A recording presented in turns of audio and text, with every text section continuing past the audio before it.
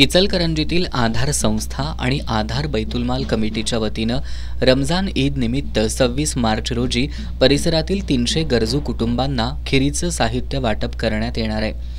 तसंच समाजातील विविध क्षेत्रातील नामवंत व्यक्तींना आधार पुरस्कार देऊन गौरवण्यात येणार आहे। हा कार्यक्रम माजी मंत्री प्रकाश आवाडे, माजी आमदार सुरेश हळवणकर यांच्या हस्ते आणि फैयाज गैवान, रवींद्र माने, विठ्ठल चोपडे, मनसूर मुजावर यांच्या उपस्थितीत संपन्न होणार आहे। आधार संस्थेचे अध्यक्ष तौफिक मुजावर, बैतुलमाल कमिटीचे अध्यक्ष लतीफ गैबान, आधार लायब्ररीचे अध्यक्ष महबूब मुजावर यांनी पत्रकार बैठकीत ही माहिती दिली।